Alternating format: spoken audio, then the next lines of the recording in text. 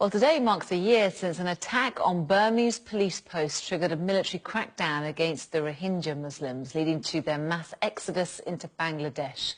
Their persecution has become one of the world's foremost humanitarian crises, with the UN describing it as a textbook example of ethnic cleansing.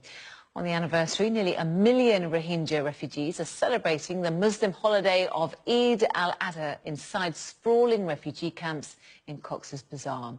Well, let's get the very latest now. We're joined by Khin. He's the president of the Burmese Rohingya organisation within the UK. We're also joined this hour by the Labour MP Rushnara, who is the co-chair of the all-party parliamentary group for Burma. Thank you both for joining us here on Sky News. Khin, let's start with you. A year on from the beginning of the crisis, what is your understanding of the situation for Rohingya Muslims right now? The situation is still not good at all, instead getting worse. Still Rohingyas are fleeing from Burma to Bangladesh, as far as what we learn. You know, human rights abuses and genocidal acts are still continuing, and government and military jointly, they are pushing Rohingyas to take NVC, National Verification Card, and there is policy towards Rohingya from the Burmese military and the government. Nothing changed at all. Instead, you know, a lot of hatred speech and hatred against Rohingya is increasing in Burma. That is what we can see. And there is, unfortunately, the international community is not doing at all anything good enough. You know, we are calling for ICC referral, international protection for the Rohingya refugees, and things are diverting with the repatriation issue, where there is no such hope for the Rohingyas in their homeland. So we have not seen from particularly UK government any concrete action, and UK government, they did not support ICC referral. Instead, they are calling from Burmese government to form own commission, where this own commission is telling that international community, we will not investigate any crimes. So this is such how the international community is leading to now. We are, as a Rohingya myself, it's very disappointing. 1 year on, 1 million Rohingyas, they fled to the Bangladesh, and at least according to our information, 20,000 Rohingya been killed. There is no such justice and accountability for that. That is what heading to now until today, even 1 year. Well, Khin, let's try and get some answers for you and speak to Rushnara. Rushnara, you have a very powerful position, being on the all-party parliamentary group for Burma. Why is nothing being done internationally to help these people? Well, look, first of all, I think that the international community has dealt with kid gloves when it comes to the Burmese government in the hope of the transition to democracy. But the Burmese military still control the major apparatus of power, and they have used that to repress minorities, the Rohingya minority in particular, but also in Kachin, in Shan State. And the international community has been very weak on holding them to account and seeking justice.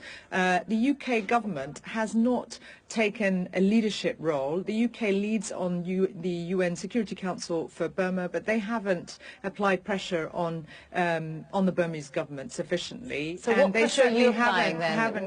Within your role as co-chair, a powerful role, what pressure are you applying on the UK government to make a difference? Well, you know, it's an all-party parliamentary group, and we, as parliamentarians, over 100 parliamentarians, called for the UK government to take a leadership role in seeking a referral, building the coalition for a referral to the International Criminal Court of the Burmese military, who are responsible for the slaughter and mass murder of thousands of people and the displacement of 1 million people into Bangladesh, but also not giving much access for humanitarian assistance for Burmese Rohingya people who are in Burma.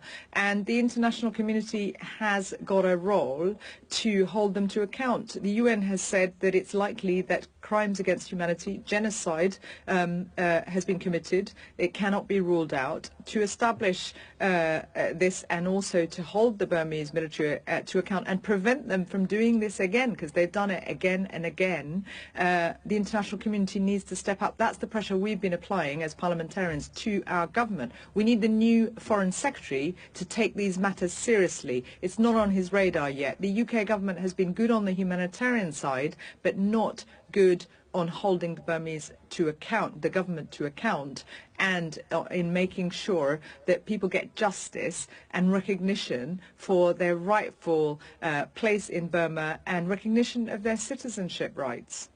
Khin, does that sound good enough? Yeah, we need to see how far British government will move forward. That is very important. But for us, time is running out. Of course, we really appreciate British government support on humanitarian aid. Of course, we need to look at law. This is political solution that Burmese military and Aung San Suu Kyi government, systematically denying everything, and instead, situation is getting worse. So how can we step in? We want to see practical action. That is very important. What's your understanding, Rushnara, of what's actually happening on the ground? Well, I recently visited the refugee camps, the largest in the world now, in Bangladesh, in Cox's Bazar, and the situation is really challenging. The government of Bangladesh, with support of UNHCR and other NGOs, have been trying to deal with 1 million refugees in very difficult circumstances, but the monsoon season is making it really, really challenging for them to cope, and only 1/3 of the UN appeal for humanitarian assistance has been provided. So there's limited resources and limited access to healthcare and support. Shelter is pretty,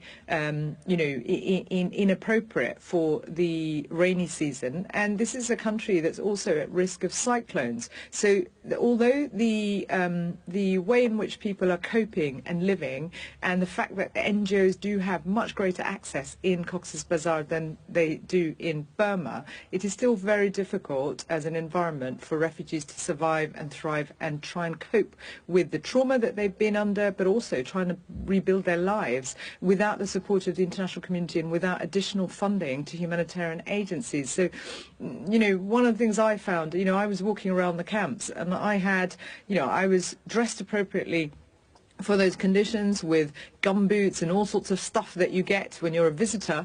But, I often felt like I was going to slip and fall. Imagine what that's like for elderly people, for small children who are trying to walk around. At night, it's not safe for women. There are issues around sexual violence. Healthcare is very difficult to get access to. NGOs are doing a very, very difficult and valiant job under difficult circumstances. And this is on the side where a government and the international community is able to provide support. Imagine what it's like in Burma, where I've also visited twice, where it's the access is very limited. People can't move around. They're like prison camps. And this is the context in which the Rohingya are living in Burma, as well as, and then in Bangladesh, it's to do with lack of humanitarian assistance and the circumstances in which they're living in. So the international community, 1 year on, must not forget what's happening to these people. And we mustn't forget that if we don't act, if our government does not hold the Burmese military to account and seek a referral to the ICC and build a coalition for that, the Burmese military have shown that they, time and again, take action against the Rohingya, and they could do it again. That's why it's really important that our government acts. Okay, let's get a final word from Khin. You've been waiting patiently there. I know that you say yourself you are a Rohingya Muslim. It must be heartbreaking for you to see what's happening to your community, particularly to citizens within Myanmar or Burma. What's your message to people who are watching who want to do something to help? I mean, this is in 21st century. We are a community. Rohingya people are facing genocide. You know, it's 1 year on. This is happening until now.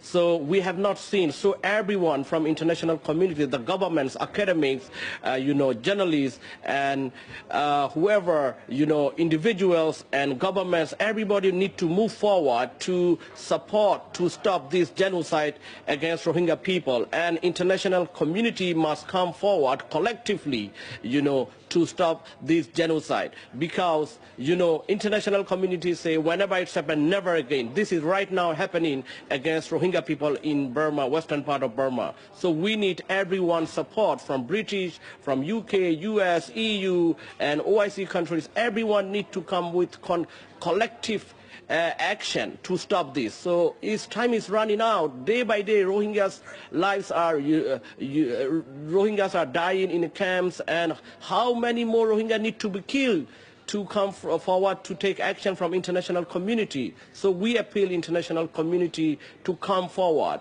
to take action. We are seeing many about the Rohingya issue, this crisis in media every time. We have seen many statements, but we want to see action, direct action from the governments to Burmese military and NLD government. That is how it can stop. Thank you so much. Thank you very much. Khin, they're president of the Burmese Rohingya organisation, and also Rushnara Ali, MP there, and co-chair of the all-party parliamentary group for Burma. We appreciate your thoughts this hour. Thank you.